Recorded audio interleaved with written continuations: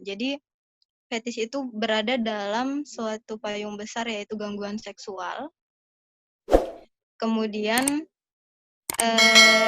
kenapa saya menuliskan bahwa bahan diskusi kita nanti ada yang namanya gangguan seksual, terus kemudian ada parafilia, terus baru kemudian kita akan membahas lebih spesifik tentang fetishnya. Jadi itu ada definisinya nanti, kemudian normal atau tidak, kemudian penyebabnya apa seseorang mengalami itu, apa aja gejalanya, jenis-jenisnya, dan bagaimana penanganannya. Jadi sebenarnya di slide ini itu saya membagi menjadi apa ya? Ada payung besar seperti gangguan seksual, di dalamnya tulisannya gangguan seksual, kemudian dibagi menjadi 3. Ada yang namanya disfungsi seksual, kemudian gangguan identitas gender, dan parafilia. Nah, gangguan seksual itu sudah kita bilang ya sebagai gangguan, yaitu penyimpangan, hal yang berada di luar batas kewajaran atau itu sudah tidak wajar untuk dilakukan oleh seseorang. Kemudian hal itu membuat seseorang atau orang lain itu merasa terganggu. Nah, bagian-bagian dari gangguan seksual ini ada 3. 1, gangguan identitas gender. Seperti yang kita tahu ya, gangguan identitas gender itu kayak misalnya ada seseorang yang berharap hidup sebagai seseorang dari jenis kelamin yang berlawanan. Kayak misalnya familiarnya yang kita tahu kan ada maaf, bencong, terus kemudian banci gitu. Itu termasuk kepada gangguan identitas gender. Artinya mereka bertingkah laku serta memakai pakaian sesuai dengan jenis kelamin yang mereka harapkan. Kayak misalnya dia sampai yang kalau cowok sampai suntik payudara gitu kan untuk apa namanya membuat tubuhnya seperti dengan gender yang mereka harapkan. Lalu kemudian ada namanya disfungsi seksual.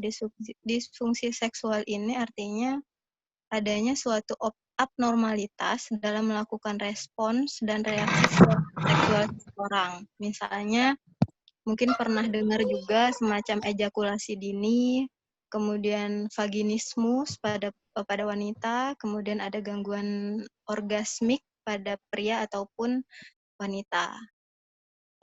Bahasan kita memang mungkin terdengar agak tabu, tapi hal inilah yang justru harus kita tahu gitu, biar biar kita bahkan orang-orang di sekitar kita tidak menjadi korban dari pelaku penyimpangan seksual ataupun pelecehan seksual. Terus kemudian, nah yang ketiga ini adalah parafilia. Parafilia yang akan kita bahas ini adalah payung dari fetisisme atau fetis. Jadi kalau misalnya kita berbicara tentang fetish itu dia adalah bagian dari parafilia. Kita masuk ke parafilia. Seperti yang terlihat di slide, parafilia adalah gangguan yang menyebabkan individu memiliki fantasi hasrat seksual yang berulang dan intens. Saya sudah menebalkan ya, ada kata fantasi, kemudian itu dilakukan secara berulang dan intens, kemudian ada dorongan seksual atau perilaku yang melibatkan objek bukan manusia, kemudian yang kedua anak-anak atau orang-orang yang tidak pantas, ini maksudnya seperti anak kecil, kemudian yang secara seksual masih belum matang, seperti itu. Kemudian yang ketiga, penyiksaan atau penghinaan terhadap seseorang atau pasangan. Jadi, ini yang perlu digarisbawahi dari definisi parafilia itu sendiri. Nah, orang-orang yang memiliki gangguan ini, itu sebenarnya sangat bergantung gitu ya secara psikologis pada target hasrat seksualnya. Jadi mereka itu merasa tidak mampu merasakan kepuasan seksual kecuali target hadir dalam beberapa bentuk. Nanti saya akan menjelaskan beberapa jenis dari parafilia. Terus kemudian orang-orang yang memiliki penyimpangan berupa parafilia ini itu mereka sebenarnya merasa tertekan gitu karena perilaku ini bukan hanya tingkah laku atau lamunan yang cepat berlalu gitu. Kayak misalnya tiba-tiba aja datang gitu bahwa dia mau melakukan hal-hal gitu dengan anak kecil semacam itu. Jadi ini bukan tiba-tiba, tapi ini adalah kondisi yang berlangsung selama 6 bulan. Jadi kalau misalnya di kriteria diagnostiknya nanti itu ada jangka waktu yang perlu apa ya, yang sudah dipenuhi oleh seseorang, kemudian kita bisa mendiagnosanya mengalami parafilia ini. Lalu kemudian perilaku ini berulang-ulang, terus mereka juga berpikir atau melakukan perilaku yang tidak biasa ini, terus kemudian mereka terobsesi dengan perilaku tersebut sampai pada titik mengalami distres yang hebat. Jadi artinya orang-orang yang mengalami ini nanti akan masuk ke kategori normal atau tidak normalnya gitu. Jadi ketika orang-orang itu mengalami parafilia itu sendiri, mereka akan merasa distres. Distres itu stres yang negatif ya. Jadi ada 2 macam stres, ada eustress sama distres. Eustress adalah stres yang positif, kemudian distresnya adalah stres yang negatif. Jadi mereka akan merasa tidak nyaman dengan dorongan-dorongan yang ada pada diri mereka untuk memenuhi hasrat seksual yang mereka inginkan gitu. Sehingga itu akan mengganggu aktivitas mereka di lingkungan sosial, kemudian mengganggu di tempat kerjanya, ataupun wilayah fungsi fungsi lain di kehidupan mereka. Nah, kemudian eee,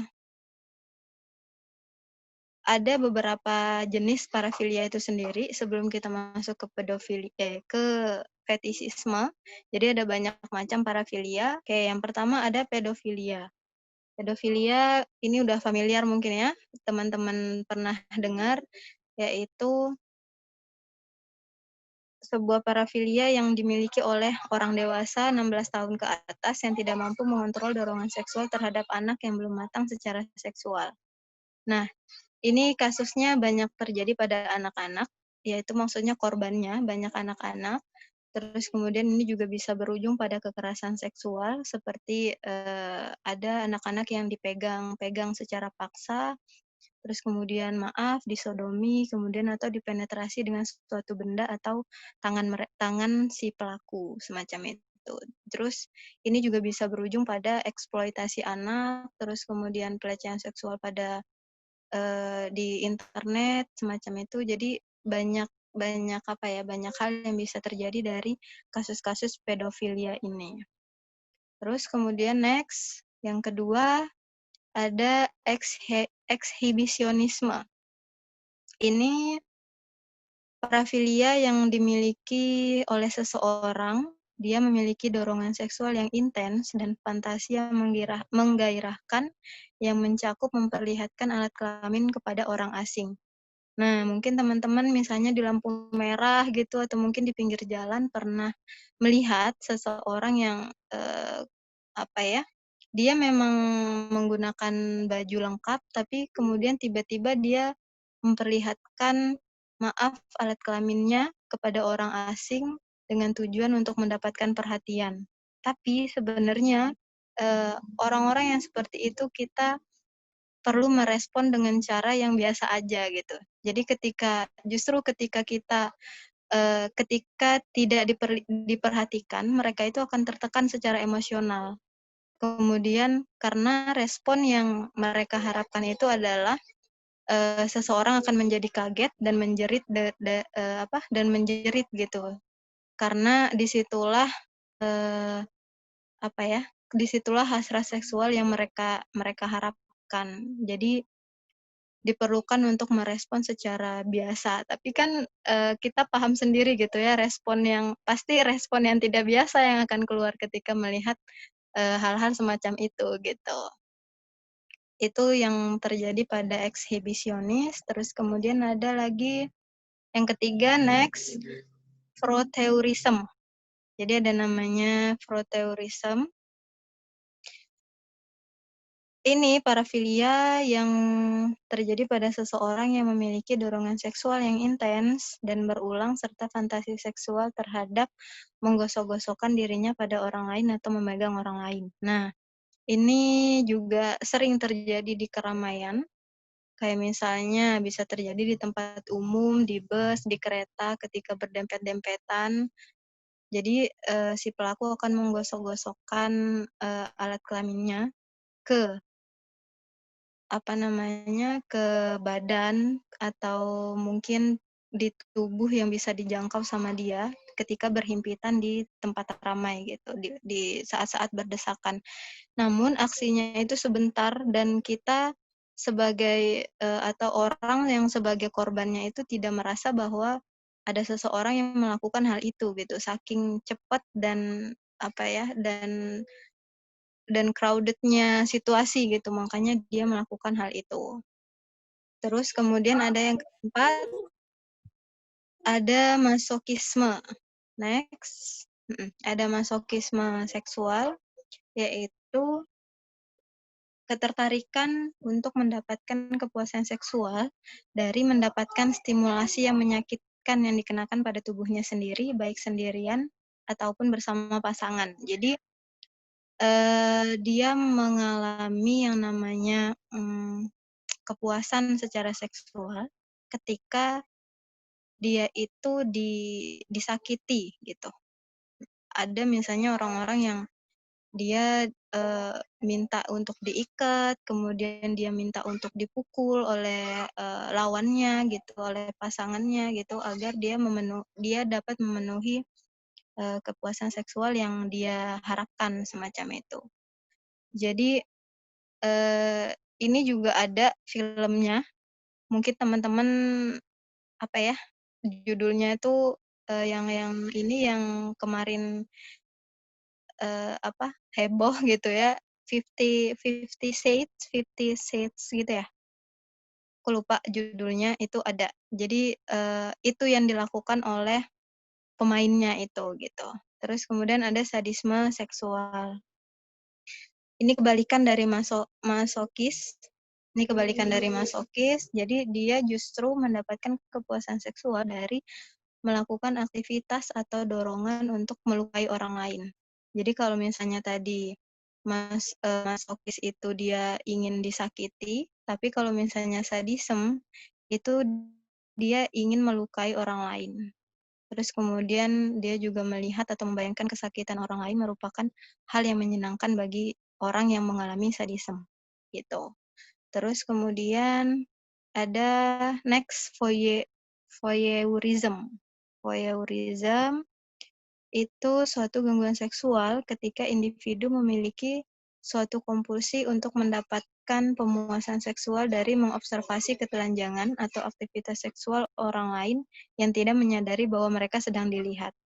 Jadi berbagai macam bentuk untuk seseorang yang mengalami penyimpangan seksual melakukan apa, pemenuhan terhadap hasrat seksualnya gitu. Terus kemudian yang terakhir fetishisme. Nah, ini dia. Kita sampai pada poin yang akan kita bahas, yaitu fetishisme. Ini ketertarikan seksual yang kuat dan berulang terhadap objek yang tidak hidup. Terus kemudian orang yang mengalami ini akan bergantung pada objek tertentu untuk mencapai kepuasan seksual. Jadi, alat-alat atau barang-barang yang digunakan oleh para fetisis, kita sebutnya fetisis, yaitu pelakunya atau penderitanya, itu seperti pakaian dalam, terus kemudian sepatu, sepatu bot gitu, terus kemudian ada stocking, itu adalah benda-benda yang memang familiar untuk digunakan oleh para fetisis.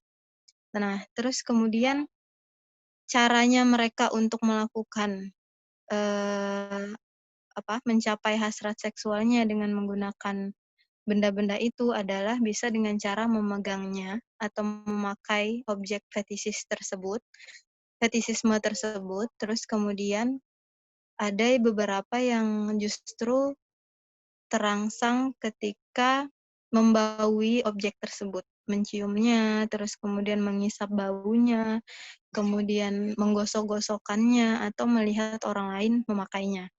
Jadi,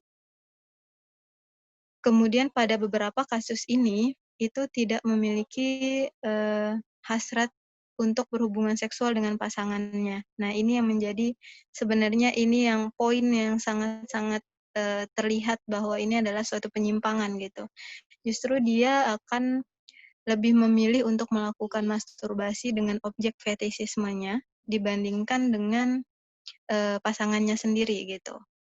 Jadi, hasrat seksualnya itu terus pemenuhan kebutuhan untuk melakukan orgasme, kemudian masturbasi itu pada objek fetishismenya itu tadi. Terus ada juga orang-orang yang merasa bahwa dia tidak mampu, melakukan ereksi jika tidak ada objek fetishisme itu sendiri. Jadi harus ada objek itu baru dia bisa melakukan itu. Terus kemudian tentu karena ini ketika kita menyebut itu sebagai penyimpangan, artinya ini akan mengganggu fungsi seksual yang normal.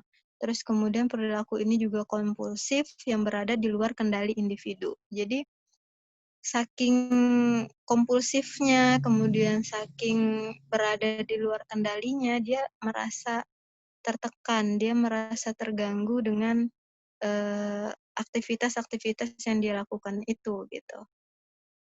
Terus kemudian next, normal atau tidak.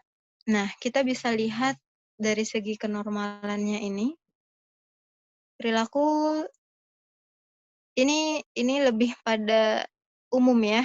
Jadi kita lihat parafilianya, bukan hanya pada fetishismenya, tapi semua jenis parafilia itu tadi, normal atau tidak ketika, kita mengalami itu, gitu.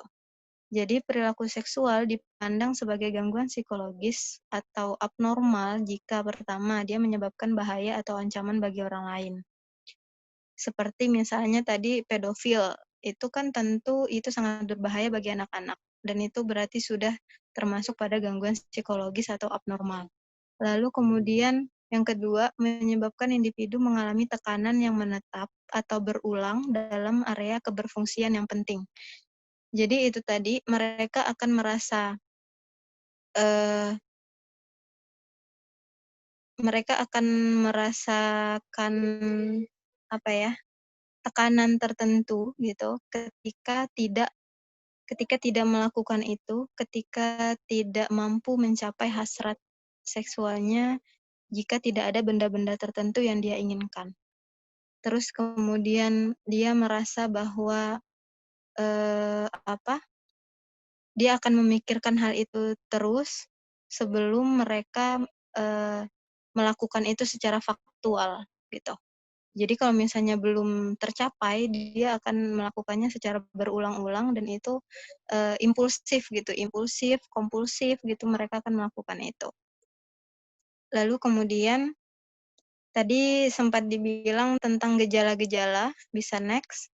Kalau mengacu pada gangguan-gangguan psikologis, gejala itu kita bisa sebut sebagai karakteristik diagnostik gitu. Jadi seseorang kita bisa diagnosa mengalami yang namanya, parafilia atau gangguan seksual, itu ada karakteristik diagnostiknya tersendiri. Ini untuk karakteristik diagnostik fetishisme, karena ini kita tadi sudah fokus gitu ya, ke fetishisme. Yang pertama, dalam waktu setidaknya 6 bulan. Orang dengan kondisi ini memiliki fantasi gairah seksual yang intens dan berulang, kemudian dorongan seksual atau perilaku yang melibatkan objek tidak hidup. Jadi, jangka waktunya adalah semasa minimal 6 bulan. Dia melakukan itu secara berulang-ulang, baru dia bisa dikatakan sebagai, eee, sebagai fetish, gitu, fetishes.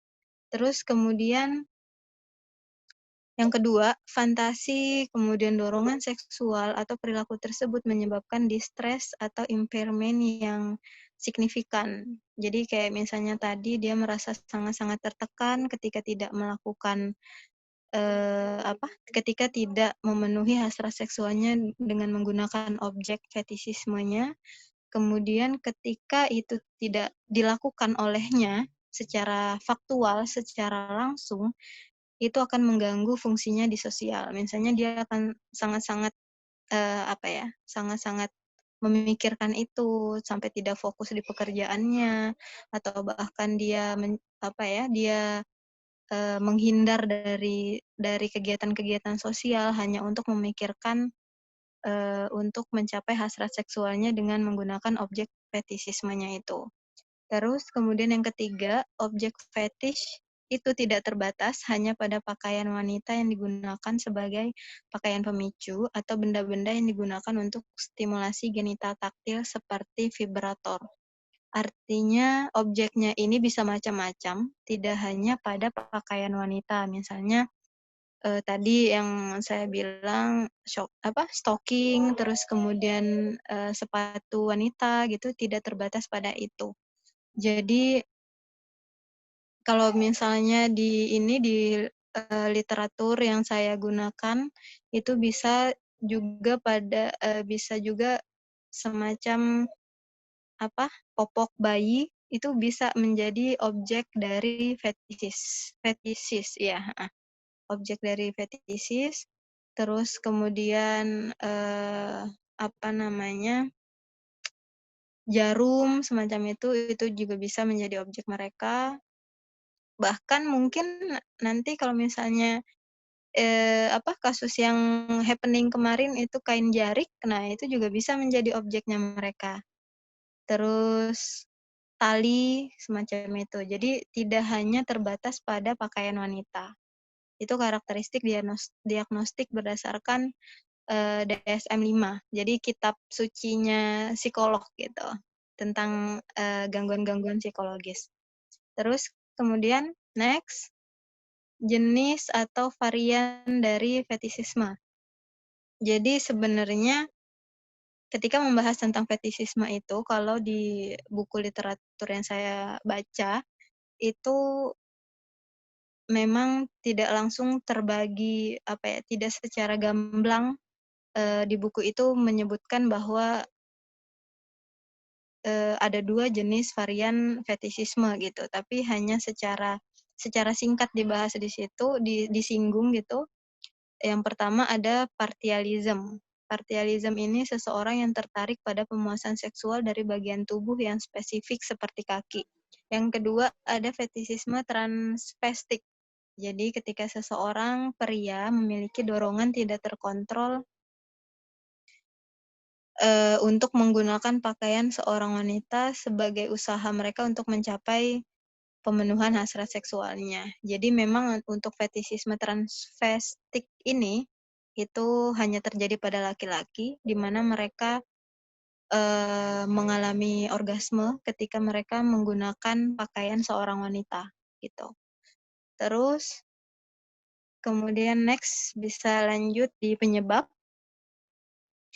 Penyebabnya ini, eee, memang bermacam-macam, apa ya, kalau dari literatur yang saya baca itu memang ada beberapa klinisi gitu ya, klinisi, psikolog, ataupun psikiater itu menyebutkan bahwa penyebab penyebab, parafilia ini, jadi maksudnya parafilia secara umum entah itu fetishisme, entah itu pedofilia, ataupun, sadisme dan lain-lain itu tadi, itu tidak terdeteksi secara gamblang gitu, kalau misalnya di literatur yang saya baca. Karena kebanyakan dari mereka itu mengalami kesulitan atau bahkan enggan untuk menemui profesional. Jadi mereka merasa bahwa, dirinya baik-baik aja mengalami hal itu, kemudian ada juga rasa malu untuk menceritakan hal yang tidak biasa yang dia alami pada orang lain, orang asing yang mereka tidak kenal gitu. Jadi ketika membahas tentang penyebab, memang ini kita mundur ke belakang gitu. Jadi misalnya ada disebutkan bahwa pengalaman di masa awal kehidupan yang memunculkan suatu respon. Jadi ada pengalaman-pengalaman tertentu dari seseorang itu yang mungkin bisa jadi trauma, terus kemudian di masa-masa kecil, di masa kanak-kanak mereka mengalami suatu proses belajar yang salah, semacam itu, entah itu baik, apa, edukasi tentang seksualitas juga berkurang, kayak gitu. Maksudnya, kurang paham gitu tentang hal-hal yang berbau seksualitas gitu. Itu bisa jadi proses belajar yang salah dari, pelaku atau penderita tersebut di masa kanak-kanak. Terus kemudian juga, orang-orang yang mengalami parafilia itu juga bisa jadi adalah orang yang memiliki kontrol diri yang rendah. Terus kemudian, kemampuan empatinya juga buruk, seperti yang kita lihat pada pedofilia misalnya kayak gitu, ataupun pada masosis, mak mhm, itu bisa kita masokis. Itu kita bisa sebut, eee, kemampuan empatinya mereka buruk gitu ketika melakukan hal-hal yang tidak menyenangkan bagi orang lain, untuk orang lain. Terus kemudian pengetahuan yang salah juga, itu tadi kayak misalnya, aktivitas-aktivitas, bahkan edukasi-edukasi tentang seksualitas masih awam, masih kurang, akhirnya terjerumus ke arah yang menyimpang gitu. Karena ketika seseorang sekali saja terjerumus dan merasakan kesenangan tertentu dalam, apa, dan menuju ke arah penyimpangan seksual, mereka akan dengan mudah untuk terjerumus ke situ dan segera menjadi kronis gitu. Jadi kayak penggunaan zat gitu ya, kayak misalnya, narkoba semacam itu kan sekali sekali terjerumus langsung susah untuk, meninggalkannya gitu. Lalu kemudian oke, ada penanganan. Pengen penangan Penanganan saya ambil dari segi, umum gitu ya, treatment-nya pada parafilia langsung. Jadi tidak khusus untuk fetishisme, tapi itu sudah termasuk pada fetishisme juga gitu. Jadi ada 3 komponen yang bisa kita lakukan pada treatment-nya. Yang pertama ada komponen biologis, jadi nanti, bisa digunakan seperti obat-obatan. Jadi bisa diberikan, apa namanya, obat-obatan tertentu yang bisa membuat dia,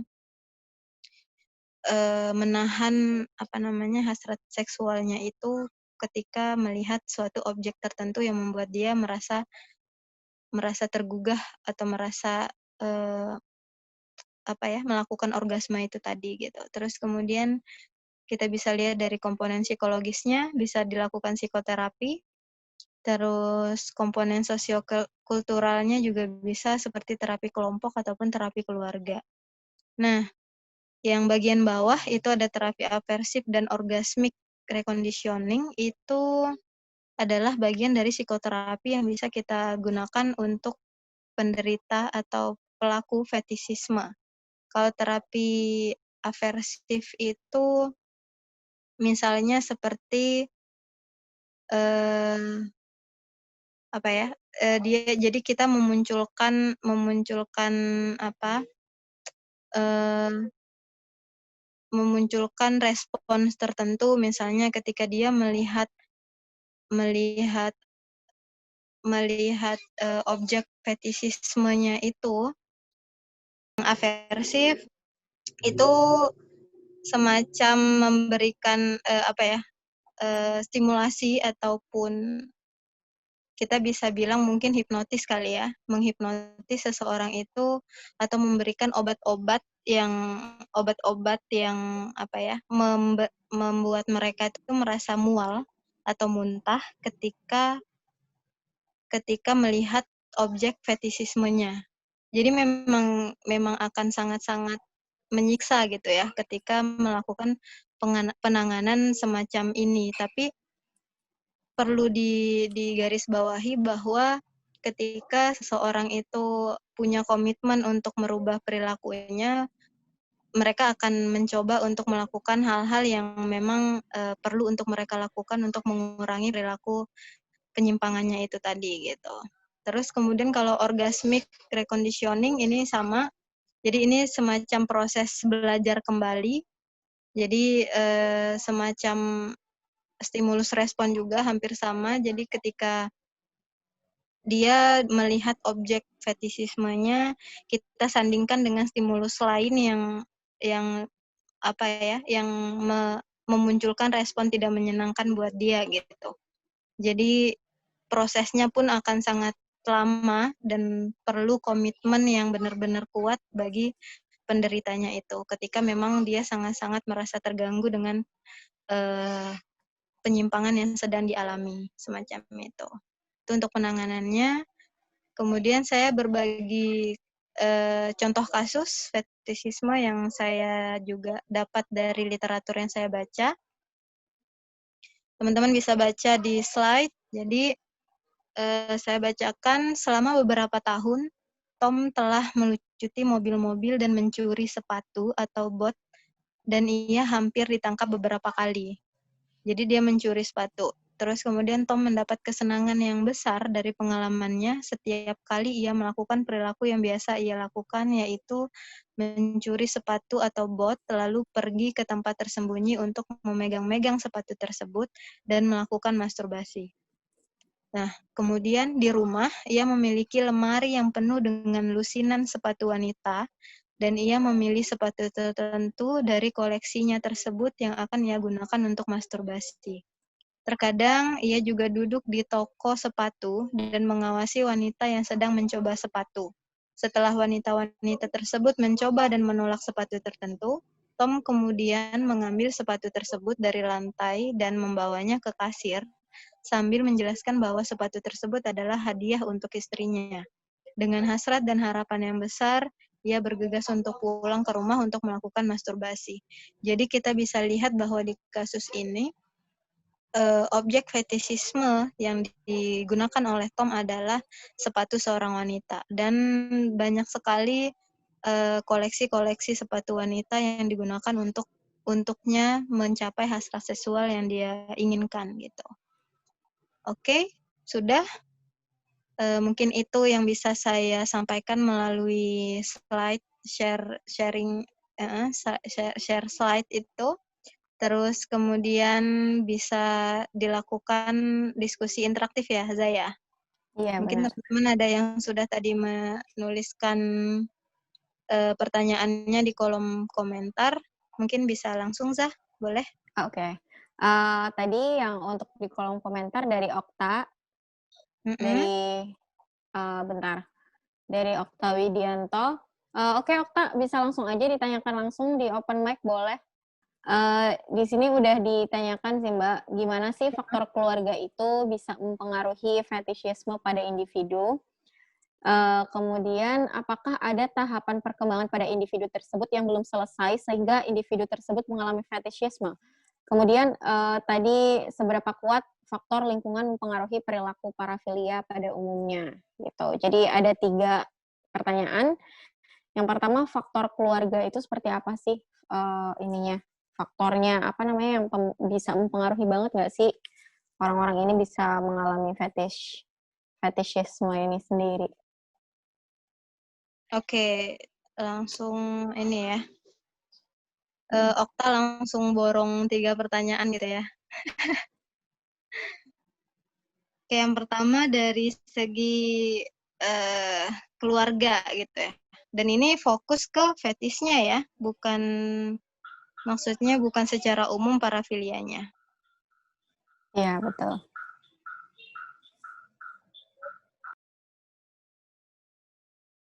Oke, kalau dari segi tadi, kalau dari segi penyebab kan saya sudah menyampaikan bahwa ada pengalaman-pengalaman tertentu di masa kanak-kanak. Tentunya pengalaman-pengalaman yang dilalui oleh anak-anak itu tidak lepas dari kebersamaan dia bersama keluarga ataupun orang tuanya itu sendiri.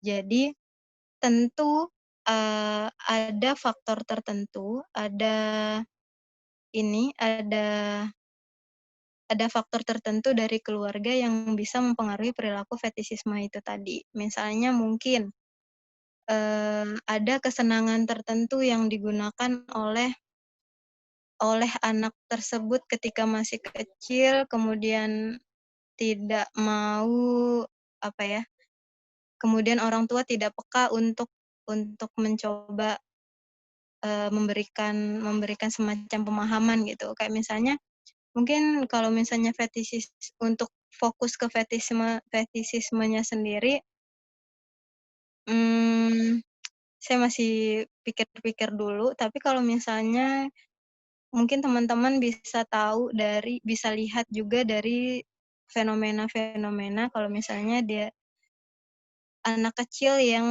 bermain misalnya ya, bermain anak-anak TK gitu atau bahkan yang masih umur 3 4 tahun, kemudian dia bermain perosotan, terus, artinya itu apa sih, kalau misalnya perosotan itu kan kita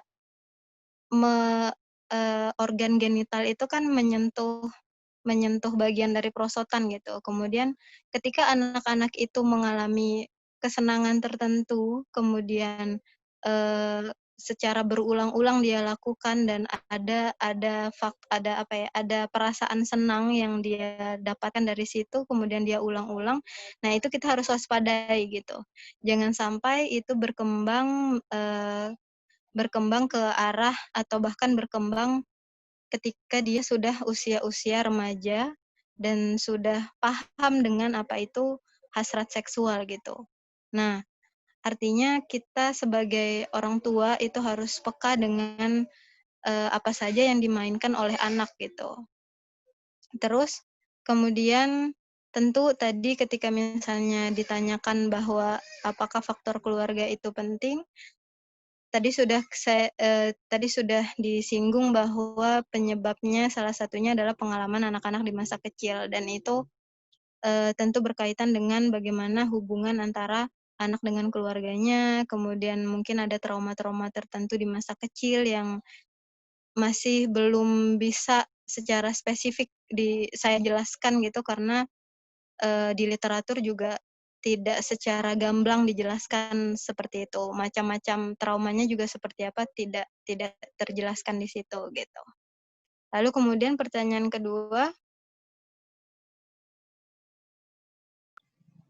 Oke, untuk pertanyaan, oke, saya tanya dulu ke Okta. Okta sudah cukup menjawab? Boleh di open mic? Boleh dinyalain mic-nya? Udah cukup menjawab, Tak? Iya lumayan Yang sih. pertama, atau kalau misal mau... Kalau masalah kalau yang masalah untuk itu mungkin ya untuk di masa-masa saat ini kan mungkin itu juga udah itu ya udah apa udah lumayan banyak itu untuk kasus-kasusnya gitu dan mungkin itu keluarganya atau mungkin keluarganya yang tidak mendapatkan edukasi tentang hal-hal itu atau ada faktor-faktor kayak nikah muda atau seperti apa untuk Mbak Uci ataupun Faiza sendiri.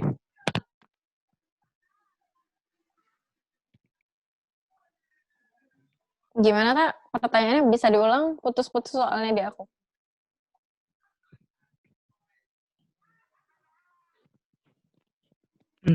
Halo. Iya, boleh diulang lagi tambahan pertanyaannya?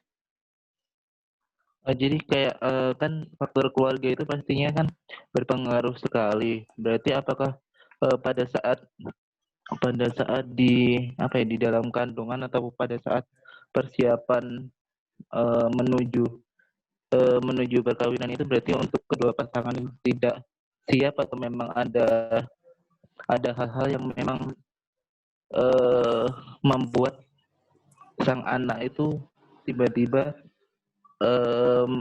apa ya maksudnya kayak apa mengalami fetisisme atau yang semacamnya itu.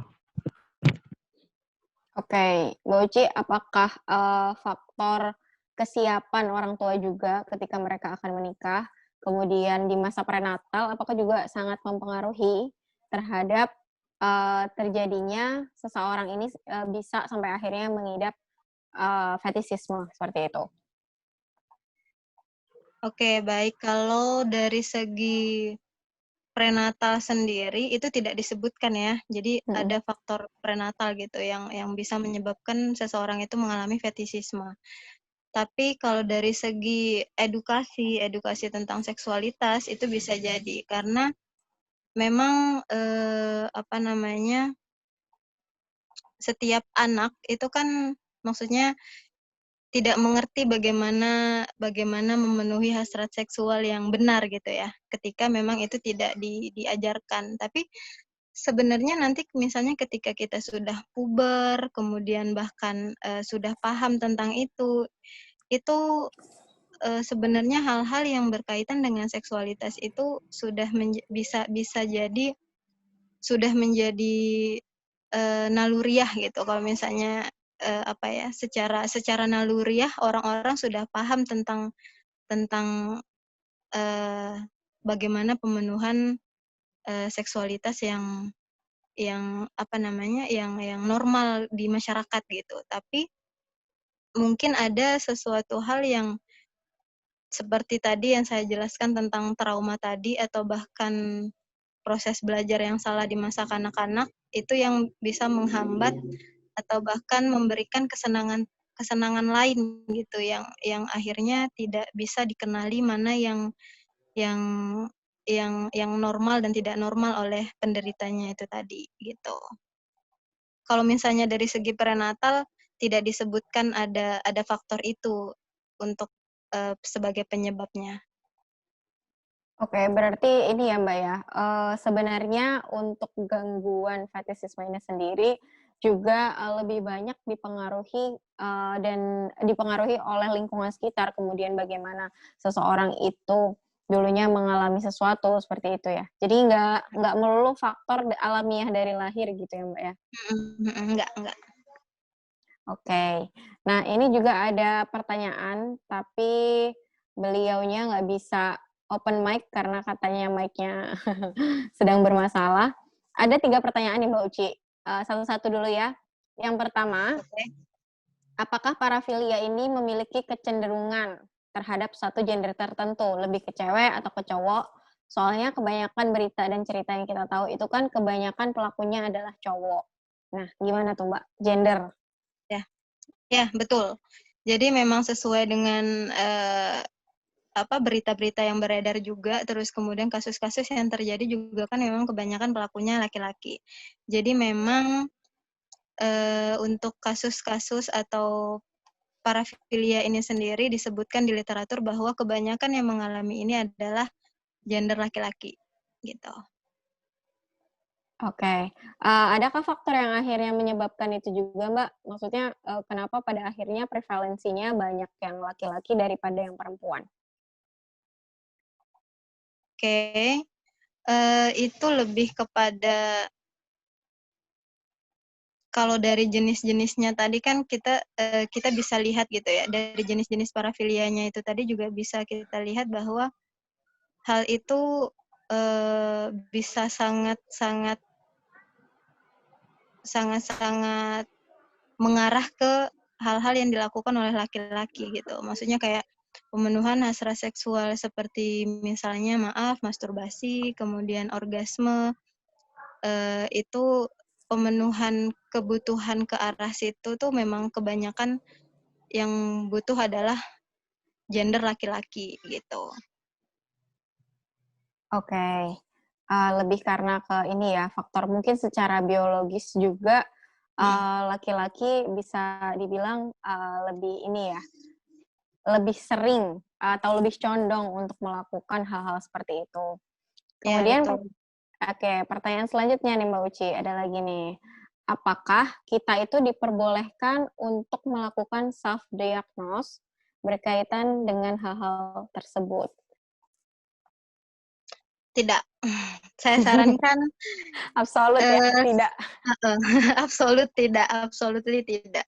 Jadi memang segala macam gangguan psikologis, baik itu yang berkaitan dengan seksualitas ataupun perkembangan anak ataupun gangguan-gangguan lainnya, bahkan kecemasan, depresi, kemudian bipolar kayak gitu, semacam itu tidak diperkenankan, tidak diperbolehkan untuk melakukan self diagnose. Perlu untuk pergi untuk datang ke tenaga profesional untuk mengetahui lebih lanjut gitu, karena mungkin ketika memang salah satu gejala aja kemudian kita melakukan self diagnose, kita meyakini bahwa itulah yang terjadi pada diri kita gitu. Bahkan ketika kita meyakini itu, ya secara otomatis perilaku kita juga akan mengarah ke situ gitu. Jadi kita pun juga perlu tahu penyebab-penyebabnya, meyakinkan diri bahwa apakah itu benar atau tidak kita mengalami suatu gangguan psikologis tertentu gitu. Tidak Oke, boleh melakukan self diagnosis. Absolut tidak. absolutely. Jadi untuk self diagnose emang selama ini banyak ya Mbak ya fenomena-fenomena yang ternyata diglorifikasi juga akhirnya. Kalau misal nih teman-teman pada bilang aku insomnia nih, padahal ternyata insomnia itu juga termasuk dalam gangguan ya Mbak ya, Iya, iya gangguan betul. tidur. Kemudian ada juga yang mereka bilang, oh aku ini bipolar kayak gitu. Dengan semudah itu orang-orang sekarang ini banyak yang mendiagnosa diri mereka memiliki atau menderita gangguan psikologis. Jadi disarankan untuk tidak ya teman-teman. Silakan datang ke profesional seperti Mbak Uci. Oke, Ada untuk lagi? pertanyaan ada nih satu lagi dari orang yang sama. Nah, apakah ada buku atau sumber yang disarankan untuk mempelajari psikologi klinis bagi orang awam? Nah, ini nih Mbak. DSM kali Mbak ya. Oke. Aduh berat. Kami aja profesional agak gimana gitu kalau misalnya membaca DSM gitu. Sebenarnya ada beberapa buku yang itu sudah lebih dipres gitu. Maksudnya DSM kan memang dia sangat-sangat tebal. Terus kemudian dia berbahasa Inggris juga. Lalu kemudian dibuatlah beberapa buku yang intisari dari DSM itu sendiri. Cuman saya sarankan tetap kalau ketika misalnya kita membaca literatur-literatur yang memang udah pasti itu ada dia juga mencantumkan gejala-gejalanya atau karakteristik diagnostik itu tadi, jangan sampai melakukan self diagnose juga. Tapi saya juga bukunya itu bisa buku psikologi abnormal, itu miliknya Abnormal Psychology, itu yang nulis Halgin. Kalau Halgin itu sebenarnya bahasa Inggris juga, cuman sudah ditranslate. Nih kalau saya nih ada bukunya nih. Nah ya. Oke. Nih, saya langsung liatin bukunya. Ini ada dua buku. Jilid. Ini buku yang pertama, ini ada 2 jilid. Seperti biasa buku psikologi pasti jilid-jilidan dan itu tebal-tebal dan itu mahal. Oke. Terus bukunya miliknya Halgin, Psikologi Abnormal, juga ada miliknya, kalau Halgin ini mungkin masih DSM 4 gitu, cuman sudah DSM 4, kalau yang DSM 5 itu David kah? Atau kalau nggak salah namanya David yang nulis. Kalau nggak salah itu.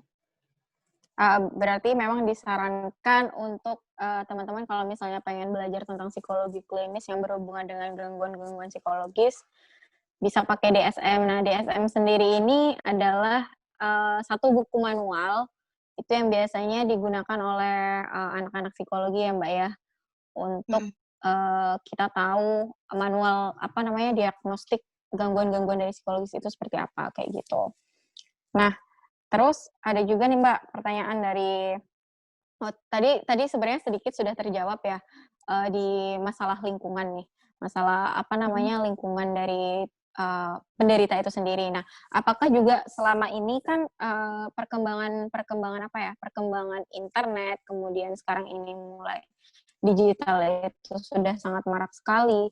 Apakah konten-konten yang dikonsumsi oleh seseorang itu juga dapat mempengaruhi Mbak sebenarnya pada gangguan fetisisme itu sendiri. Jadi misal dia sering konsumsi misal konten, mohon maaf, pornografi, dan lain sebagainya, seperti itu. Apakah itu juga mempengaruhi? Iya, iya betul. Jadi kita bisa ini ya, coba untuk menelaah tentang teori kognitif gitu ya. Jadi seseorang itu kan, individu itu terdiri dari 3 komponen. Jadi dari segi kognitif, kemudian emosi, kemudian baru ke perilaku.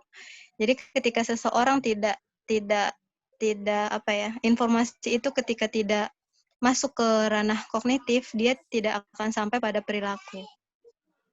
Bahkan sampai melewati emosi gitu. Jadi ketika kita apapun informasi-informasi yang kita konsumsi, dan itu masuk ke itu masuk ke kognisi kita, secara tidak langsung itu akan membuat kita untuk berperilaku seperti itu. Apalagi kalau misalnya kita tidak memfilter itu gitu. Kalau misalnya kita mengkonsumsi, dan apa yang kita lakukan juga kan representasi dari apa yang kita baca juga, kemudian apa yang kita konsumsi juga gitu. Jadi kalau misalnya ketika seseorang membaca hal-hal yang berkaitan dengan parafilia, kemudian mencoba gitu ya, tanda petik, itu benar-benar tidak jangan dilakukan gitu loh. Tidak disarankan untuk mencoba hal-hal semacam itu gitu. Apalagi kalau misalnya dia sudah ketika ada emosi tertentu seperti emosi-emosi senang yang muncul, kemudian ingin mengulanginya kembali. Nah, itu sudah termasuk pada hal-hal yang tidak boleh dilakukan gitu. Jadi memang apa namanya, berpengaruh Zah, untuk apapun yang kita konsumsi itu akan berpengaruh pada perilaku kita. Cuman pinter-pinternya kita lagi untuk memfilter apa-apa informasi yang masuk ke diri kita gitu. Oke, baik. Nih ya, jadi tambahan informasi juga teman-teman. Jadi semua konten yang selama ini kita pernah konsumsi, semuanya bisa berpengaruh terhadap perilaku kita. Karena itu masuk ke ini ya, ranah kognitif dari manusia itu sendiri yang akhirnya bisa membentuk pemahaman atau belief dari individu itu sehingga menghasilkan atau menunjukkan perilaku tertentu. Kayak gitu. Nah, kemudian teman-teman ada lagi yang mau tanya nih, silakan. Atau raise hand nih, boleh. Kalau misalnya emang teman-teman nggak pengen drop nama di di kolom chat. Kalau misal belum ada, saya yang mau nanya, boleh ya Mbak ya? Oke, boleh. Oke, nah Mbak Uci, ini kan tadi kita ngebahas tentang korban juga ya. Jadi ketika tadi pertanyaan dari teman-teman banyak yang mengarah ke pelakunya, sekarang saya mau nanya terkait dengan korbannya. Biasanya kan kalau misal di contoh kasus pedofilia, anak-anak yang dulunya pernah menjadi korban dari pedofilia itu ada kemungkinan untuk dia itu menjadi pelaku pedofil juga nanti ketika dewasa gitu. Nah, apakah korban dari fetisisme ini sendiri juga bisa ada kemungkinan seperti itu juga? Atau bentuk trauma dari mereka sendiri itu seperti apa sih, Mbak? Oke, ini pertanyaan ini akhirnya membuat saya terinsight gitu. Saya mengingat bahwa ada salah satu faktor penyebab juga yang menjadikan seseorang mengalami yang namanya penyimpangan seksual. Dan yang saya bilang trauma di awal tadi adalah salah satunya traumanya karena ini. Karena mereka menjadi korban yang pada akhirnya dari segi kognisi, kemudian dari segi keyakinannya bahwa mungkin ada sesuatu hal yang menyenangkan ketika saya melakukan hal itu juga gitu. Jadi kita juga tidak tahu proses berpikir yang seperti apa yang ada pada korban maupun ketika dia akan menjadi pelaku gitu. Nah, ini salah satunya. Jadi memang di literatur juga disebutkan bahwa beberapa orang yang mengalami penyimpangan seksual ini juga ternyata dia pernah juga mengalami menjadi korbannya gitu. Ketika si korban tidak dilakukan penanganan secara psikologis di saat menjadi korban. Jadi korban itu tidak boleh semacam dilepaskan aja gitu, tidak boleh semacam tidak diberikan pemahaman atau tidak diberikan pendampingan secara psikologis ataupun terapi psikologis untuk mengurangi traumanya, bahkan sampai menghilangkan traumanya itu. Nah, makanya akan berkembang menjadi pikiran itu tadi. Kemudian nyambung ke ini juga, ke salah satu terapinya juga adalah bahwa teori yang bisa kita gunakan untuk menjelaskan ini juga bisa menggunakan teori kognitif perilaku. Jadi para pelaku pun ini juga, dia juga memiliki yang namanya irrational belief gitu, yaitu pemenuhan kebutuhan seksualnya itu dengan cara yang salah, dan meyakini adanya keyakinan yang salah untuk melakukan itu. Jadi terapi-terapi yang berkaitan dengan kognitif perilaku juga dibutuhkan untuk menangani pelaku, bahkan korban pun seperti itu. Gitu, Zah. Oke, berarti memang ini ya Mbak ya, sungguh kompleks. Jadi trauma-trauma juga pada akhirnya menyebabkan korban akhirnya bisa jadi perilaku gitu. Pelaku. Jadi semacam ini ya, semacam lingkaran setan ya Mbak ya? Iya, betul. Dari UHA. Oke, silakan UHA. Silakan UHA, open mic. Ya, Assalamualaikum Mbak Uci. Waalaikumsalam. Perkenalkan Kak, nama saya UHA. Nah, saya mau nanya ke Mbak Uci tentang tadi bagian part ini Kak, exhibitionisme. Gimana sih cara ngomongnya exhibitionisme ya Kak? Aduh ribet banget ya emang. Exhibitionisme ya Kak. Benar. Di mana pelaku itu show off atau memamerkan kelamin mereka kepada si korban gitu ya Kak. Dan justru teriakan dari si korban ini yang akan membangkitkan gairah dari si pelaku tersebut. Nah, terus tadi Mbak Uci bilang, ya udah cara menyikapinya kalian santai aja gitu kan. Justru kalau misalnya kalian teriak atau malah ketakutan, justru malah akan libido si pelakunya malah makin naik gitulah intinya. Nah, macam-macam respon itu kan ada 3 ya Mbak. Ada respon positif, ada respon negatif, sama respon netral. Nah, yang tadi yang Mbak Uci sarankan itu adalah menurut saya termasuk respon netral, di mana kita biasa aja, like nothing happen gitu.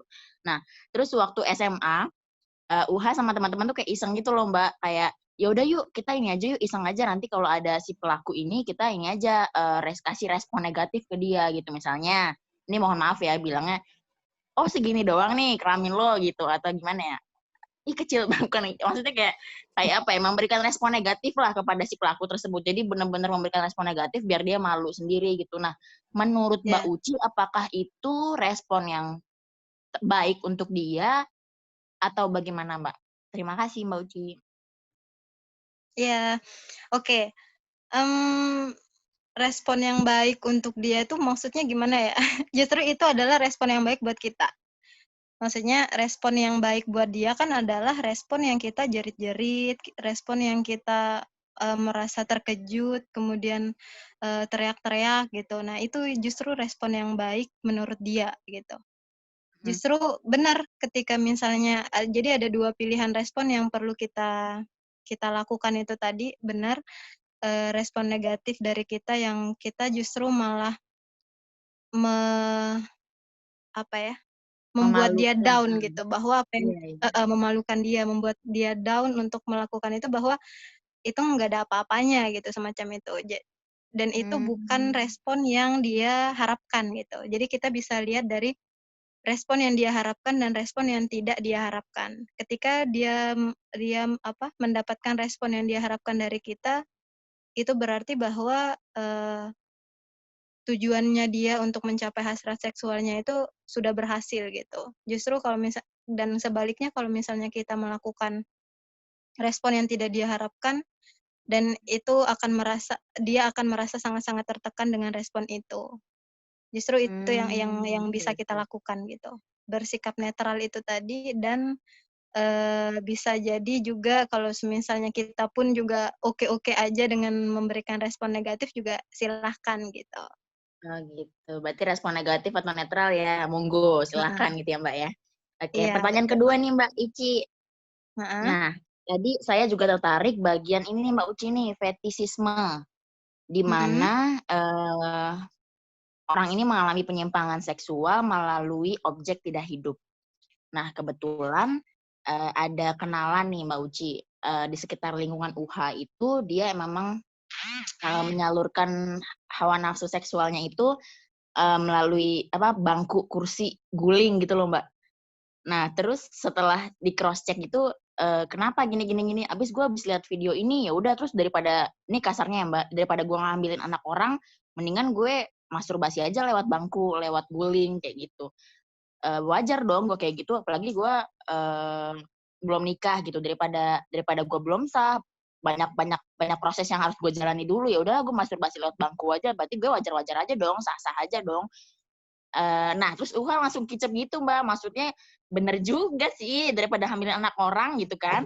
Terus gimana ya cara ininya ya Mbak, cara menyikapinya, apa yaudah yuk kita kasih kolak bareng nih, tapi nggak mungkin kan, apa gimana ya Mbak cara menjawab itu hal-hal yang menurut dia wajar ya, setelah dipikir-pikir ya juga ya, bener juga sih, daripada dia hamilin anak orang, terus bagaimana cara menyikapi yang benarnya gitu. Terima kasih Mbak. Oke. Menarik ya. Jadi seperti yang sempat saya sampaikan juga tadi di awal adalah ketika kita menyebutkan seseorang itu mengalami fetisisme itu atau gangguan fetisisme itu tadi, itu tidak serta-merta dia melakukan itu hanya semacam terlintas gitu, ataupun lamunan tertentu kemudian dia tiba-tiba berpikir, aku melakukan ini aja deh biar aku ini gitu, bisa melakukan kepuasan tertentu gitu misalnya. Artinya ketika dia ini temennya tadi melakukan masturbasi dan itu dilakukan setelah dia menonton video porno, kita perlu lihat dulu objeknya itu adalah objek yang memang selalu dia gunakan, pertama. Terus kemudian objek itu selalu dia gunakan untuk melakukan masturbasi itu sendiri.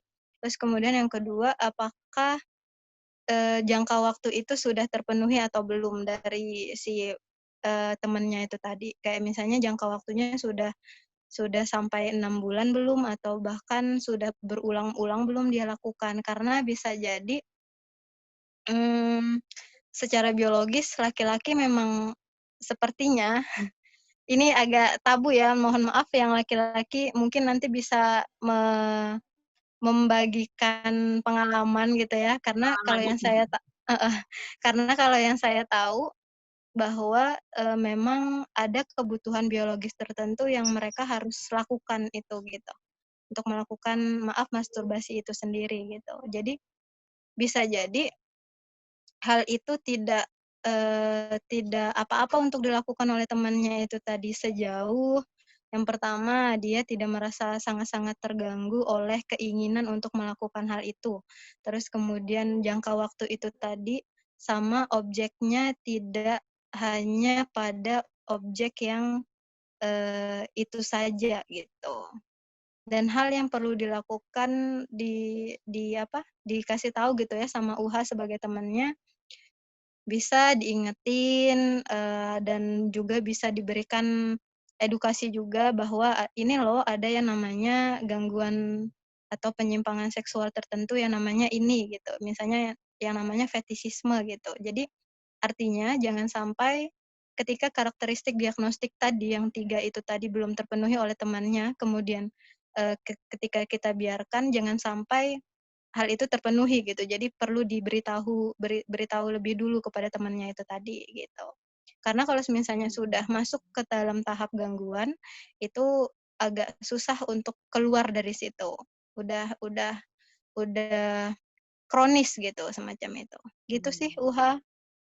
Mungkin Hmm. ada teman-teman di sini yang laki-laki yang mau menanggapi apa yang saya sampaikan tadi, silahkan. Oke, Iya, Mbak. Atau dari UHA teman-teman. mau menanggapi lagi? Iya mau nanya sedikit Mbak. Jadi tadi oke, tadi jawabannya sudah terjawab dengan baik. Nah terus tadi Mbak Uci juga bilang salah satu cara penanganannya adalah melalui terapi biologis di mana nanti dia minum obat, nanti dia akan bencilah objek itu gitu ya, atau tidak suka atau mual, merasa mual. Berarti nanti kalau misalnya apa namanya dilakukan terapi itu, berarti nanti dia ini akan membenci kursi guling gitu ya Mbak? Iya, objek Benda-benda objek itu fetisismenya. benda-benda. Heeh. Oke oke. Oke, terima kasih Mbak Uci sudah terjawab. Iya, Nah, sama-sama. ya. Oke, ini ada lagi nih Mbak Uci yang mau nanya sepertinya. Dari Cikoneng Ilir, Reza. Silakan Oke. open mic. Atau mau menanggapi yang tadi? Enggak kayaknya. Oke. Kalau yang gitu mah bukan ranahnya. Oke, silakan Reza. Ini apa penjelasan yang luar biasa dari Mbak Uci. Cuman oleh yang saya tangkap sedikit menambahkan ya Mbak, Iya, iya. materi kita tentang prefilia ya, prefilia khususnya. Parafilia. Oh, parafilia. Parafilia. Jadi apa namanya? Parafilia kan suatu gangguan yang sebenarnya disorder gitu ya Mbak ya, secara psikologi. Dan ini sulit untuk dideteksi dan udah sulit deteksi, sulit juga diobatin gitu. Iya, Kayak yang betul. tadi Mbak sebutkan, apa namanya, kayak narkoba. Kayak narkoba gitu. Dan sulit untuk dideteksi kenapa? Karena kalau saya lihat gangguan seksual khususnya ya Mbak ya, apa namanya, atau ya itu hal-hal yang apa namanya, kayak kayak puasa gitu Mbak. Hanya dia dan yang atas yang tahu gitu. Kan kalau misalnya ibadah yang lain kayak sholat itu kan ada gerakannya segala macam, orang bisa lihat. Tapi kalau gangguan seksual itu kayak yang tahu ya cuma dia dan jarang dan sulit sekali untuk mengidentifikasinya. Berkaitan dengan Betul. yang apa namanya, yang UH tadi sampaikan, apalagi yang berkaitan dengan tadi ya Mbak ya, antara pornografi yang tadi udah dibahas sebelumnya, apakah apa namanya, terus pedofilia yang banyak korbannya anak-anak, dan ini kan sulit Mbak. Korban itu kan kata Mbak tadi bisa menjadi next parafilia juga berikutnya. Dan dalam hukum Indonesia itu kan untuk menentukan dia korban itu harus ada saksi Mbak. Apalagi kalau misalnya kok dia itu dipancing oleh suatu oknum atau tersangka yang mengidap hal tersebut, misalnya lagi sepi di rumahnya, terus dipancing ke sana, terus dengan gangguan-gangguan parafilia yang tadi Mbak udah sebutkan. Nah, ini yang jadi kendala itu susah untuk menemukan saksinya siapa di situ. Nanti ujungnya malah dia terjerat dengan kasus pencemaran nama baik karena nggak ada saksinya. Iya. Dan ini kan salah satu yang sebenarnya diperjuangkan oleh anak-anak LBH dalam RUU PKS Mbak ya.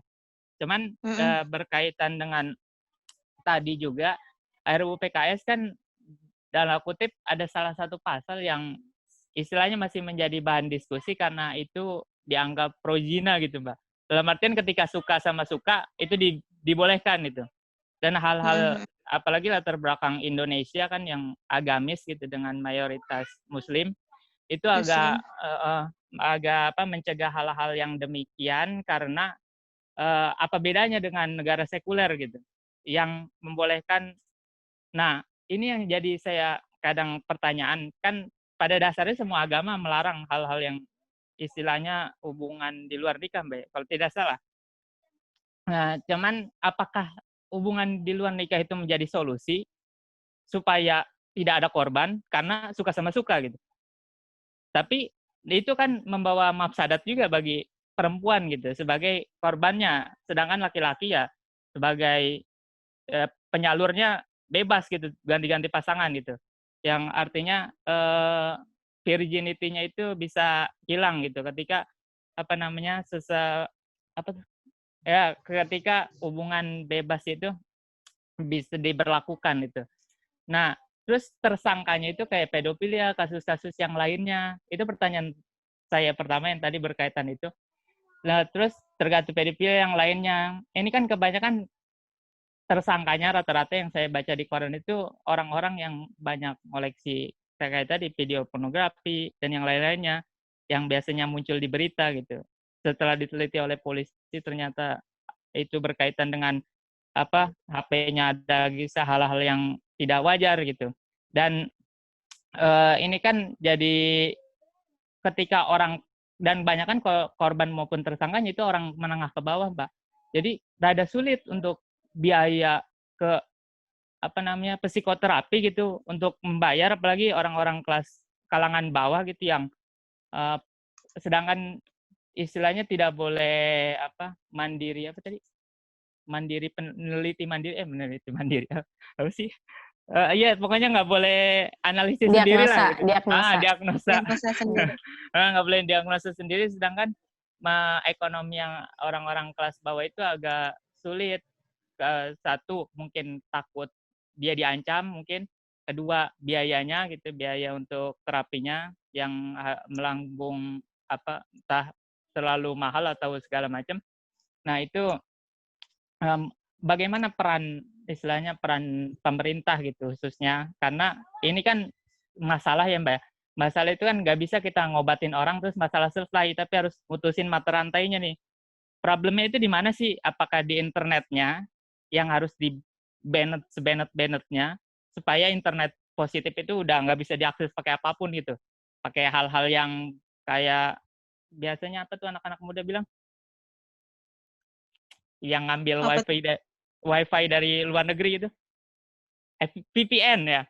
VPN atau misalnya kita harus memperlakukan pendidikan education sex sejak dini gitu.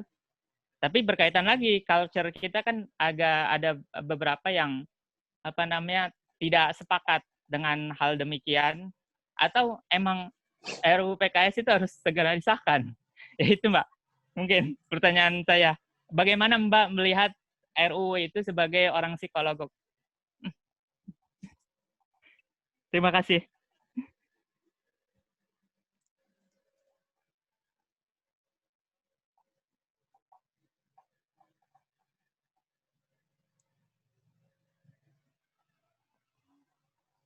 Halo, kedengaran?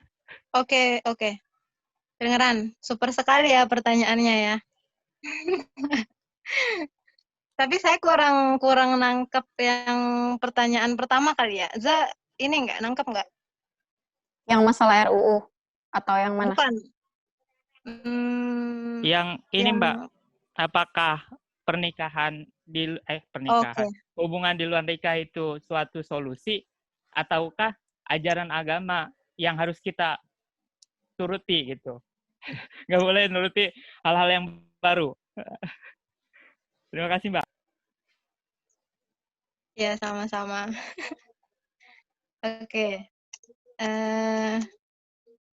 Berkaitan dengan solusi agar tidak melakukan apa ya, mungkin tadi berkaitan dengan kebutuhan biologis itu tadi ya, kebutuhan biologis oleh laki-laki gitu.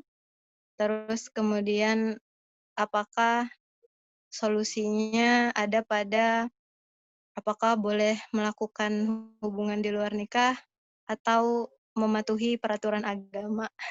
Absolutely mematuhi peraturan agama ya. Terus kemudian saya punya klien waktu itu saat mungkin dengan cerita ini bisa menjawab sedikit dari pertanyaan yang disampaikan oleh siapa tadi, Zah? Reza. Oh, Reza, oke. Ya. Yang disampaikan oleh Mas Reza.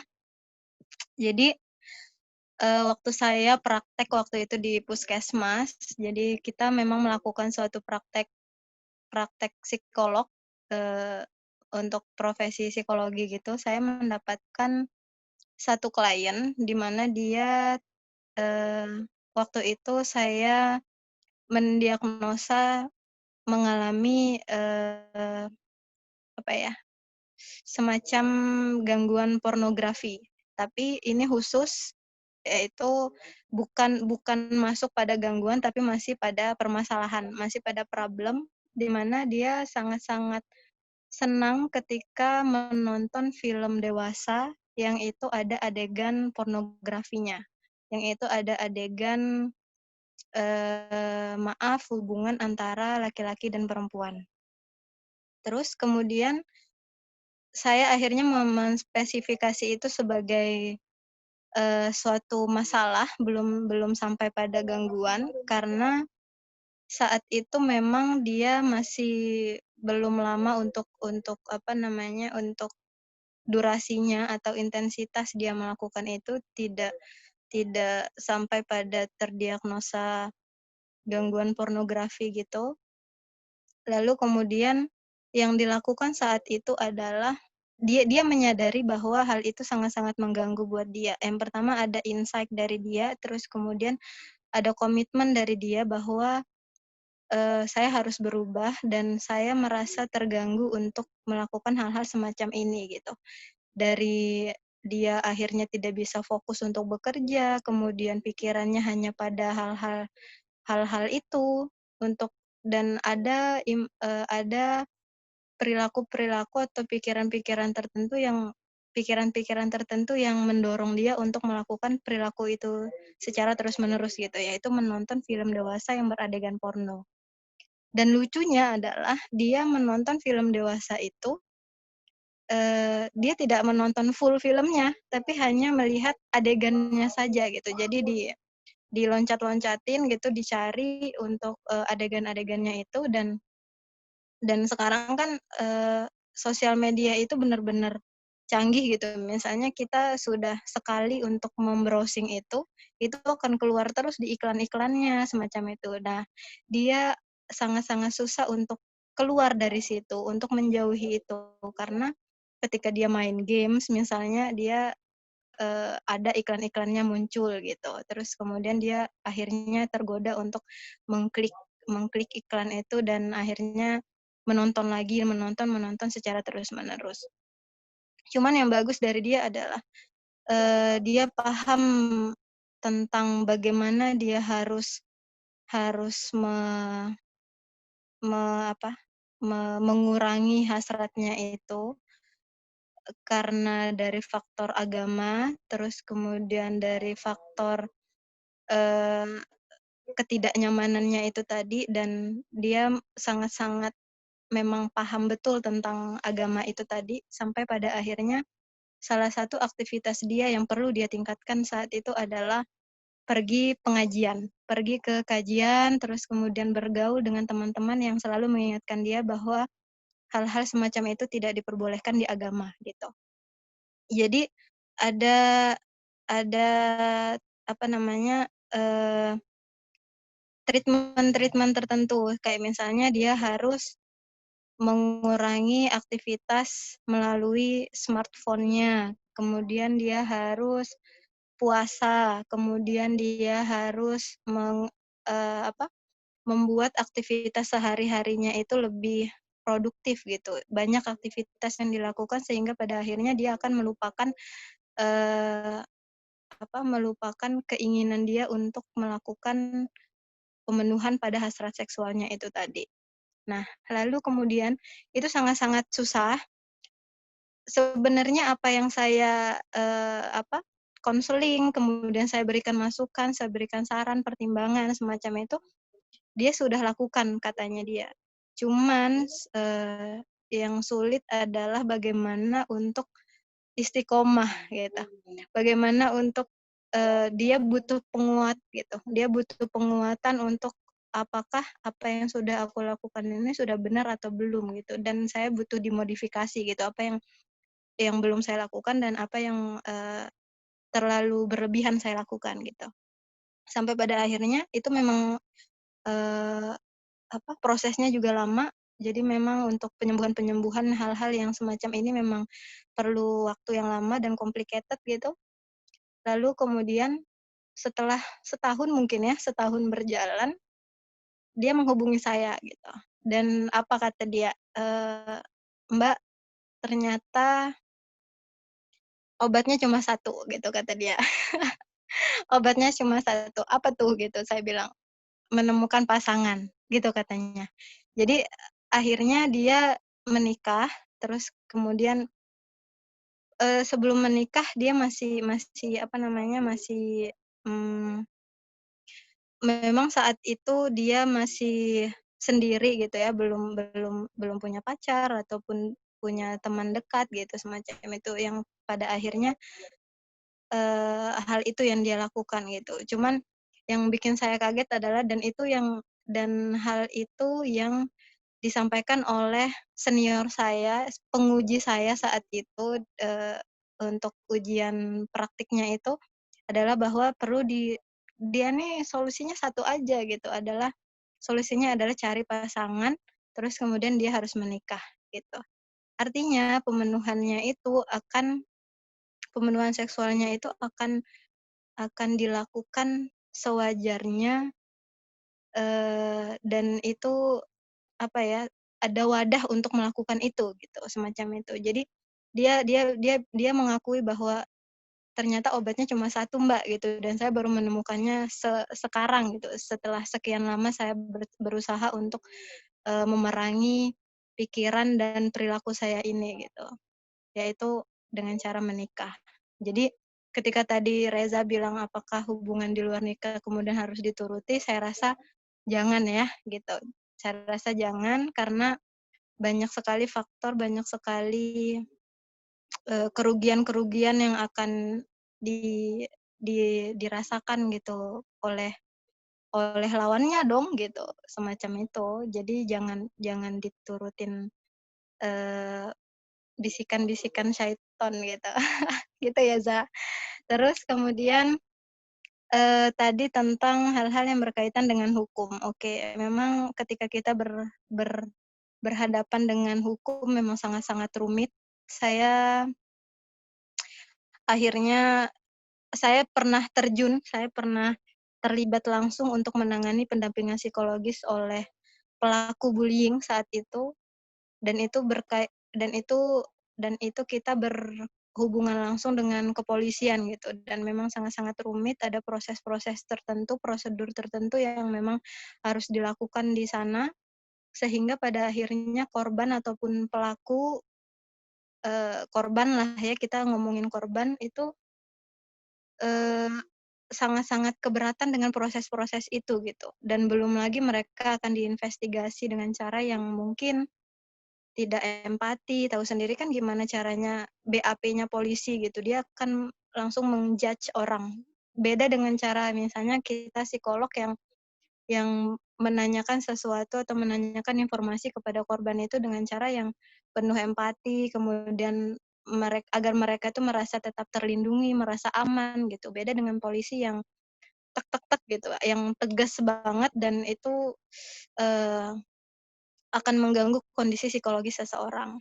Lalu kemudian kalau semisal kita apa ya, berbicara tentang lembaga-lembaga tertentu yang apa namanya, yang bisa mewadahi ketika orang itu berada pada ekonomi rendah gitu untuk mengakses jasa-jasa psikolog ataupun psikoterapis gitu ya.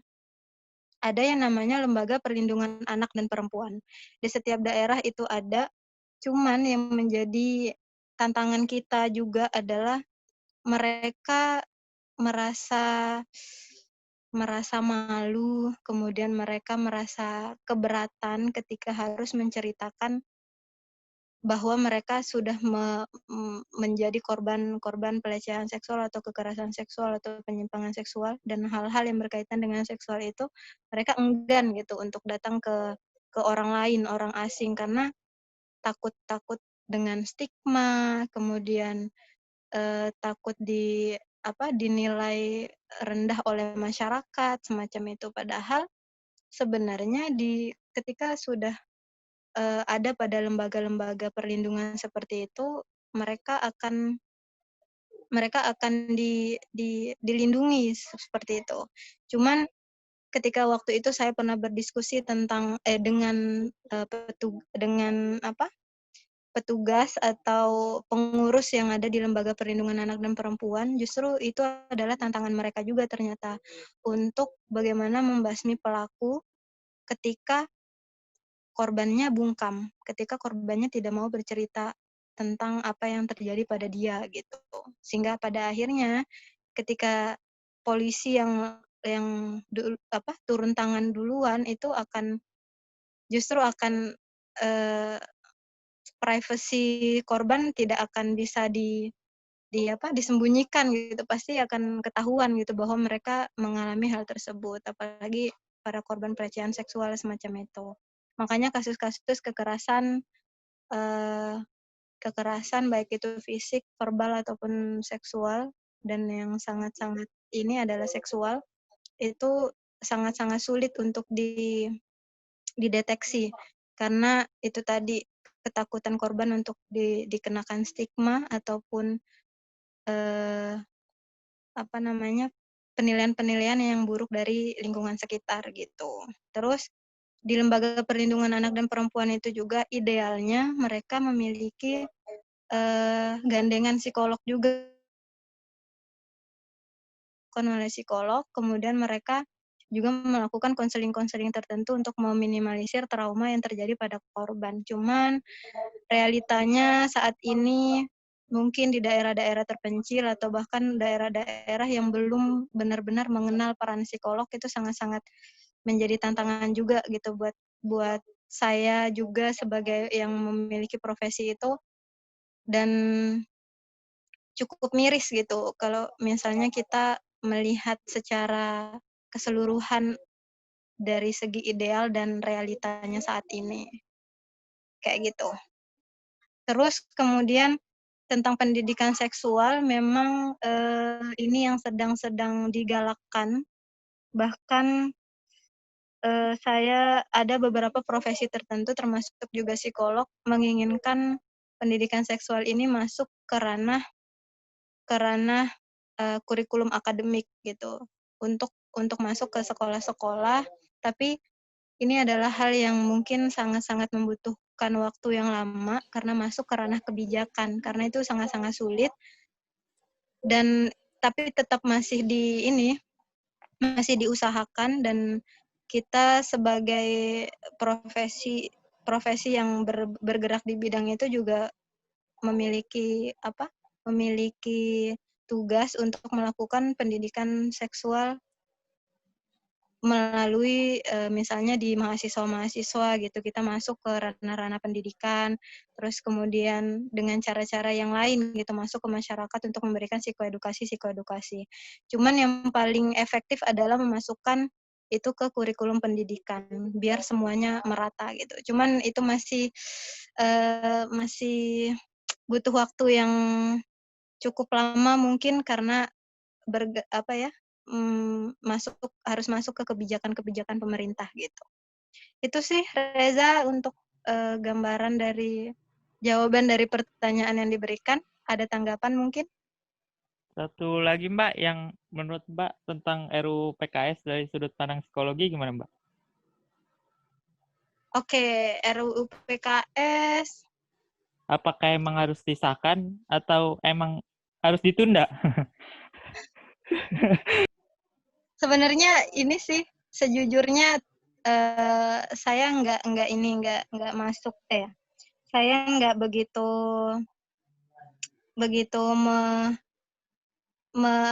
mengikuti itu karena mungkin banyak oknum-oknum tertentu yang akhirnya membuat saya semacam aduh gimana sih ini gitu, sampai pada akhirnya nggak tahu mana yang mau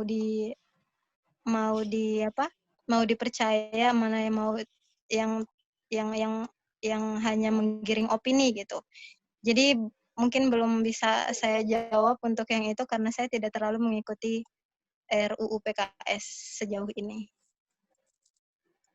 Tapi terima kasih sudah mengingatkan itu, nanti mungkin bisa menjadi PR juga buat saya untuk mempelajari itu juga. Sempat waktu itu membaca, cuman karena banyaknya oknum-oknum tertentu yang menggiring-giring opini gitu, jadi saya agak agak nggak mau dulu deh buat bahas ini gitu. Oke. Oke. Gimana Reza? Boleh Udah sedikit cukup nambahin, kerja? Zah? Oke, Boleh? oke, silakan. Nah, Ha-ha. iya Mbak, berkaitan pertanyaan pertama tadi, yang agak ekstrim memang ya.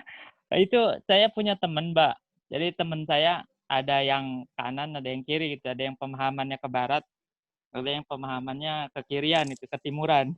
Nah, Oke. kita sering diskusi tentang paradoks gitu ya, paradoks suatu keadaan kayak yang tadi, walaupun sudah jelas kalau kita kaitkan nama agama, pasti agama benar. Cuman mereka itu pada berpendapat gini Mbak, kenapa indeks kasus pemerkosaan di negara-negara Muslim khususnya itu tinggi gitu. Kata-kata mereka yang punya pandangan kebarat-baratan itu. Kenapa indeks pemerkosaan atau kejahatan seksual di negara-negara Muslim itu tinggi? Karena tidak dibebaskan sehingga muncul korban gitu. Kalau misalnya dibebaskan, menurut mereka ini Mbak, itu tapi saya mikir lagi. Tapi bukannya dibebaskan juga itu hanya merugikan perempuan gitu bagi teman-teman saya yang dari timur gitu. Yang pola pemikirnya timur itu, dan pasti yang namanya agama ngajarin itu membawa maslahat gitu.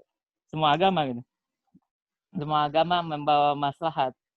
Cuman kita tidak bisa nggak bisa menafikan juga bahwa indeks kasus kekerasan seksual gitu khususnya dan hal-hal yang berbau parafilia itu rata-rata di negara berkembang, apalagi negara-negara yang itu kasus indeksnya tinggi gitu.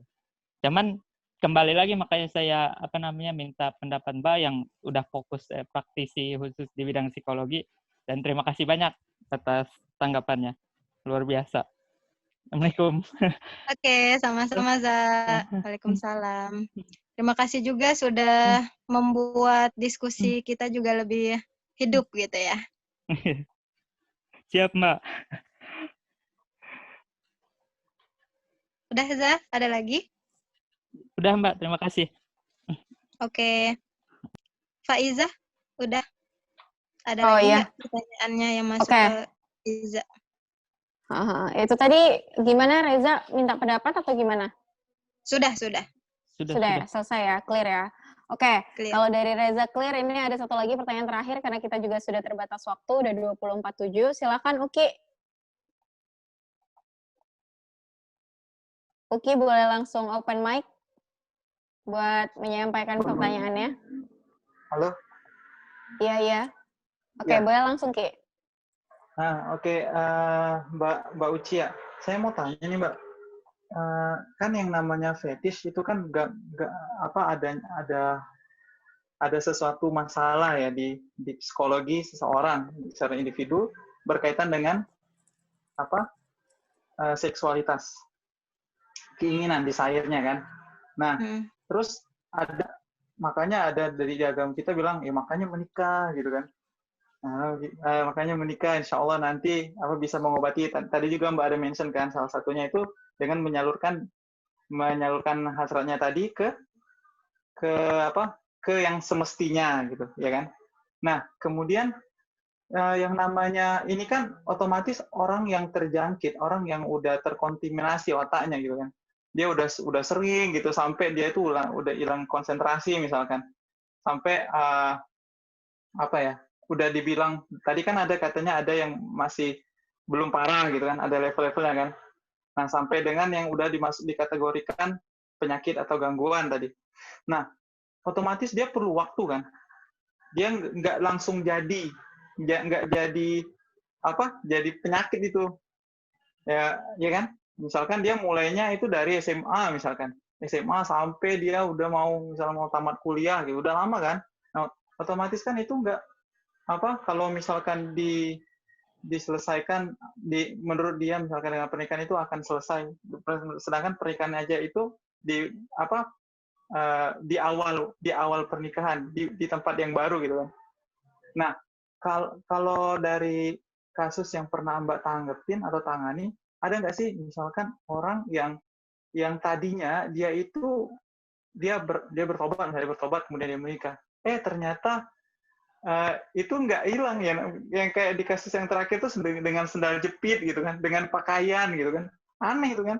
Nah tapi misalkan dia udah menikah tapi masih ada keinginan apa yang kembali dia ke masa lalu yang menyebabkan mungkin keharmonisan rumah tangganya jadi terganggu. Pernah nggak atau adakah kasus yang seperti itu Mbak sebenarnya Mbak? Oke. Untuk Uki ya. Tadi untuk cerita yang saya sebutkan tadi bahwa solusi untuk menyalurkan hasrat seksual itu tadi adalah dengan menikah. Itu kasus yang berhubungan dengan pornografi. Jadi berbeda halnya dengan yang berkaitan dengan fetisisme atau parafilia ini tadi. Jadi kalau misalnya untuk yang fetisisme ini tadi, bahkan orang-orang yang sudah menikah pun ketika dia tidak meminta bantuan profesional atau bahkan dia enggan untuk datang ke profesional itu tadi, justru perilaku fetisisme ini tadi akan mengganggu hubungan seksualitas yang normalnya dia ke pasangannya, gitu. Jadi bukan berarti ketika dia mengalami fetisisme dari misalnya dari SMA, kemudian dia sudah waktunya menikah, kemudian menikah dan fetisismenya hilang, itu tidak.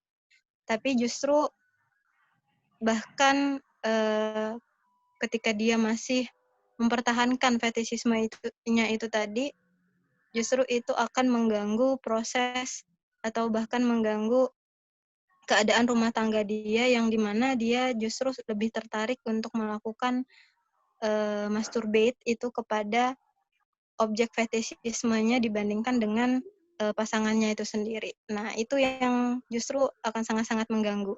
Nah, terus kemudian tadi ketika dibilang bahwa fetishisme itu bukan yang tiba-tiba ada gitu, ya benar, itu adalah proses panjang yang dilalui oleh individu itu sendiri, baik itu tadi dari proses dia anak-anak, kemudian ketika dia remaja yang hasratnya sudah puber gitu ya, sudah puber dan sudah mampu untuk melakukan, maksudnya udah paham untuk melakukan pemenuhan secara seksual. Nah, itulah itu dikembangkan gitu. Dan ketika itu sudah terjadi dalam jangka waktu yang tadi minimal 6 bulan, itu sudah termasuk dalam gangguan fetisisme dan itu perlu untuk dilakukan penanganan secara profesional. Kayak gitu Mas Uki. Oke. Gimana? Ada tanggapan? Iya. Kan saya agak kurang paham sih masalah psikologi sebenarnya. Cuman yang tren yang terakhir kan ya itu kan yang ada yang apa dengan ada pakaian, kemudian ada sendal jepit gitu kan. Nah, kalau misalkan saya ada teman. Nah, itu kan kalau logika saya penyaluran hasrat yang salah kan. Ada hubungan nggak misalkan dengan hasrat dengan apa? Itu kan dengan barang ya, yang benda mati ya. Nah, kalau misalkan yang dengan benda hidup, tapi nggak wajar misalkan sesama dari apa yang cewek suka cewek, cowok suka cowok. Nah, itu sebenarnya termasuk fetis nggak sih? Bukan, itu bukan termasuk fetis. Itu kan penyaluran hasrat yang salah pula. Juga melakukan penyaluran seksual, tapi bukan termasuk pada fetisisme.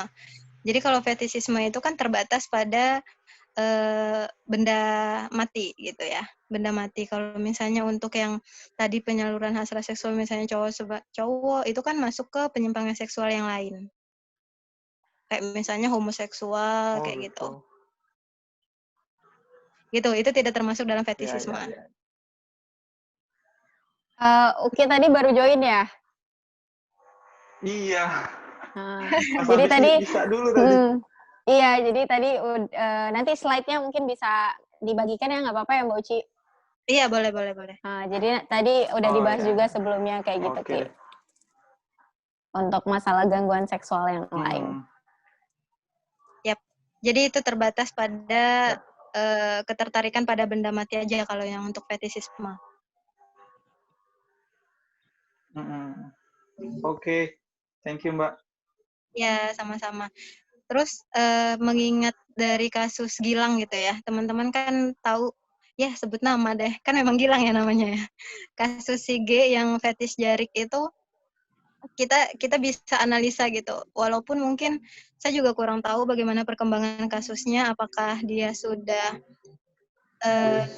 memang dilakukan diagnosa secara profesional oleh psikolog langsung atau tidak, tapi kalau misalnya ketika kita melihat atau membaca kasus-kasusnya itu, kita bisa melihat bahwa ada 2 jenis gangguan seksual yang dia lakukan di situ adalah di situ. Maksudnya parafilia yang dia lakukan. Yang pertama ada fetishisme, kemudian yang kedua adalah masokisme. Terus kemudian kenapa fetishisme? Yaitu dia mengalami hasrat seksual itu tadi dengan melihat bentuk tubuh. Mungkin ketika si korbannya itu diikat, dia melihat lekuk tubuhnya, kemudian hal-hal yang sifatnya non-genital seperti paha, terus kemudian betis atau bagian tubuh yang lainnya gitu. Terus kemudian objek benda yang dia gunakan adalah kain jarik itu sendiri. Terus yang kedua adalah masokisme, yaitu melihat seseorang merasa teraniaya. Kan korbannya merasa teraniaya ya, apalagi ketika mereka menjerit kesakitan atau menginginkan untuk ikatannya itu dilepas gitu. Dan itu adalah bagian dari masokisme itu tadi, di mana korban itu tersiksa, kemudian pelaku melakukan orgasme dengan cara melihat korban merasa tersiksa. Kayak gitu kalau dari segi analisa dari gejala-gejala yang kita bisa lihat dari kasus fetish G yang sedang happening kemarin. Itu tambahannya. Oke, luar biasa sekali Mbak Uci, lengkap banget hari ini ya. Mulai dari fetish sampai gangguan seksual yang lain dibahas tuntas juga gitu.